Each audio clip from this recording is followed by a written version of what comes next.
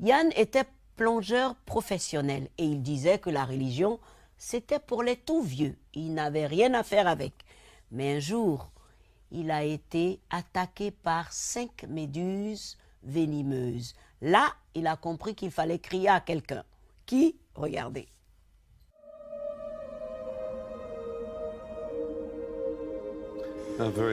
Je vivais vraiment en non-chrétien, à sortir, voyager, surfer, aller en boîte. Pour moi, la religion, c'était pour les vieux, pour les grands-mères et les dames âgées. Ian McCormack aimait l'océan. Plongeur émérite, rien ne le préparait cependant à ce qu'il allait traverser. Ian fut piqué par 5 cuboméduses. Une seule de ces méduses peut tuer un homme en 5 minutes.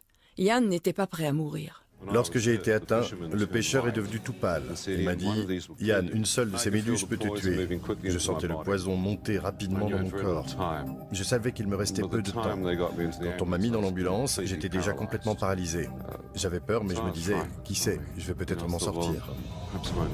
Y a-t-il une vie après la mort ? Alors que je me posais ce genre de questions, apparaît devant moi une vision claire de ma mère. Elle est à genoux et elle prie. Je ne l'avais jamais réalisé, mais chez moi en Nouvelle-Zélande, ma mère était la seule chrétienne de la famille. Dieu lui avait montré mon visage en lui disant « Ton fils aîné Yann est tout près de mourir, prie pour lui maintenant ». Elle pria en disant « Invoque Dieu, peu importe si tu t'es éloigné de Dieu, mon fils, il te pardonnera ». J'ai donc demandé pardon à Dieu et j'ai immédiatement pensé au verset qui dit « Pardonnez à ceux qui vous ont offensés » et je me suis dit « Je peux faire ça aussi ». Puis Dieu m'a montré le visage de 2 personnes à qui j'avais du mal à pardonner et j'ai choisi de leur pardonner. La paix que j'ai alors ressentie ne m'a plus quitté depuis 28 ans. Je savais que j'avais donné mon cœur à Jésus et j'avais reçu la paix, mais mon corps était toujours en train de mourir. J'ai été emmené à l'hôpital et je me suis senti sortir de mon corps. Je les entendais parler. Ils disaient « C'est tout ce que nous pouvons faire pour vous », tout en m'inoculant l'antisérum et des neurotoxines. Je me suis d'ailleurs fait cette réflexion « Ça va me tenir éveillé toute la nuit ». Mais je n'avais plus de force. J'ai fermé les yeux en me disant que j'allais économiser mes forces et à ce moment, le moniteur signala l'arrêt cardiaque. Je fus déclaré mort. La minute d'après, je me retrouve hors de l'hôpital, dans les ténèbres les plus complètes. Et j'ai ressenti le mal le plus intense, comme des yeux invisibles qui ne cessaient de me regarder. C'était des ténèbres spirituelles. J'entendais des hommes hurler dans ces ténèbres. Ils disaient « Tais-toi, tu mérites d'être ici ». J'ai dit « Mériter d'être ici » et un autre homme devant moi de répliquer « Tu es en enfer ». Je me suis alors dit que Dieu avait tous les droits de m'y envoyer. Cependant, j'ai tout de suite pensé à ma prière dans l'ambulance. Le moment d'après, une lumière radieuse transperçait les ténèbres et m'attirait au dehors. Puis j'ai vu un tunnel de lumière. Qu'est-ce que c'est ? J'étais attiré dans ce tunnel étroit. Jésus a dit « Étroite est la porte, resserrez le chemin ». Et j'avançais dans ce tunnel de lumière à la vitesse de la lumière. Des ondes de lumière apparurent et j'ai vu le plein rayonnement de la gloire de Dieu qui remplissait les cieux. Je me suis demandé « Est-ce bien réel ?» Et je me suis répondu à moi-même, eh bien si je suis hors de mon corps, je voudrais retourner. Et il m'a dit, Yann, si tu retournes, tu devras voir les choses sous une lumière nouvelle. Et j'ai dit, es-tu la véritable lumière? Il me répondit, Yann, Dieu est lumière, et il n'y a point en lui de ténèbres. 1 Jean 1,5. Dieu est lumière. Je me suis dit, je viens juste de sortir des ténèbres qu'ils avaient appelées enfer. Suis-je dans le royaume des cieux? Est-ce là le Dieu Tout-Puissant? J'étais ébranlé. Je me suis dit, il connaît mon nom, il connaît mes pensées avant même que je ne parle. Il doit donc aussi voir tous mes péchés. Et je ne suis pas un homme bon.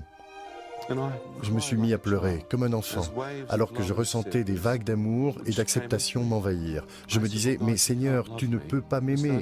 Et je me suis mis à confesser tous mes péchés. Et pour chaque péché que je confessais, je ressentais plus d'amour. Je me suis avancé dans cette lumière et en y pénétrant, ma main disparut. Puis j'y avançai mon visage et je ne pouvais plus voir mon propre corps spirituel. Il avait été comme effacé par son rayonnement, comme recouvert par les voiles d'innombrables étoiles miniatures. Je me suis encore avancé et je pouvais ressentir la lumière dans laquelle j'entrais. Cette lumière guérissait mon être intérieur le plus profond et mon cœur qui avait été brisé. La nuée se dissipa peu à peu et j'ai vu Jésus, les bras tendus, pieds nus dans une tunique d'un blanc éblouissant. Comme s'il avait pris cette nuée pour en faire des vêtements de lumière. Alors que je regardais le visage du Seigneur, quel éclat! Son visage était la source de toute la lumière. Vous deviniez que d'une simple parole, il pouvait créer des constellations, des galaxies entières. Et derrière lui, je pouvais voir un monde entièrement neuf, dont il était lui-même la porte de lumière. Alors qu'il ouvrait cette entrée dans l'éternité, j'ai vu des champs, de l'herbe, des pâturages, tout illuminés de cette gloire dont il était lui-même vêtu. Des fleurs, une rivière cristalline, des arbres sur les deux berges, des montagnes, un ciel bleu et des collines. Devant tout cela, je savais que j'étais chez moi. Je fis quelques pas en avant et Jésus se plaça juste devant moi. Et en même temps que la porte se ferma, il me dit « Yann, à présent que tu as vu, veux-tu rester ici ou bien retourner sur terre ?» J'ai répondu « Je veux rester ici. Je n'ai personne auprès de qui aller là-bas. Personne ne m'aime. Et toi, tu m'aimes. » Je me suis retourné pour un dernier « Au revoir, monde cruel » et le Seigneur me fit voir ma mère. La seule personne que j'aimais et honorais. Je me suis alors dit, si j'entre dans l'éternité maintenant, saura-t-elle que j'ai prié dans l'ambulance? Réalisera-t-elle que ses prières ont permis que son fils se donne au Seigneur dans ses derniers instants de vie?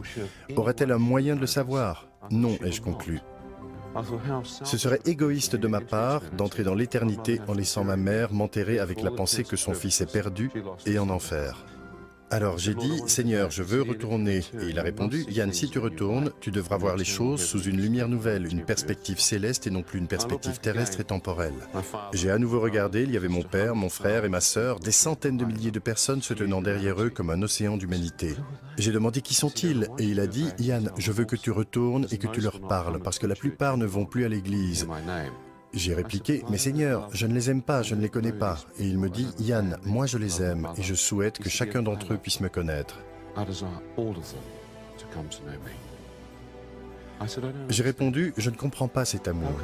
Et comment pourrais-je retraverser le tunnel obscur et retourner dans mon corps? Il me dit, mon fils, penche la tête. Tu sens le liquide couler de ton œil? Maintenant ouvre-le, Yann, et vois.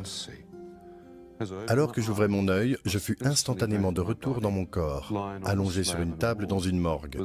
Un docteur indien tenait mon pied droit dans sa main gauche, sa main droite tenant un scalpel avec lequel il me travaillait la base du pied comme un vulgaire morceau de viande. Lorsqu'il me vit ouvrir un œil, le pauvre docteur a sauté au plafond. J'ai dit, Seigneur, si c'est bien vrai, puis-je aussi voir de mon autre œil? J'ai tourné la tête sur la gauche et dans la porte, les infirmières qui s'étaient affairées sur moi aux urgences me virent. La terreur les prit et elles se bousculèrent l'une l'autre alors qu'elles tentaient de s'enfuir. Je ne pouvais rien sentir depuis ma nuque et au-dessous. J'ai dit, Seigneur, si je t'ai vu, peux-tu me guérir, s'il te plaît, et me permettre de marcher pour sortir de cet hôpital et vivre une vie normale? Une puissance électrique descendit sur le dessus de ma tête. La mort était entrée par mon pied, à présent la vie revenait par ma tête. En à peine 3 ou 4 heures, j'étais complètement guéri et je pus sortir de l'hôpital sur mes pieds. Je crois en la puissance de la résurrection et en la puissance de guérison. J'ai dit, Seigneur, que m'est-il arrivé? Il répondit, tu es un chrétien né de nouveau. Lis la Bible. J'ai dit, je ne sais pas ce qu'est un chrétien né de nouveau. Faut-il mourir et revenir à la vie ou quelque chose du genre? Il me dit, non, lis la Bible, mon fils. En 6 semaines, c'était en 1982, j'ai lu toute la Bible. J'ai été pardonné de tous mes péchés lorsque j'ai prié dans l'ambulance.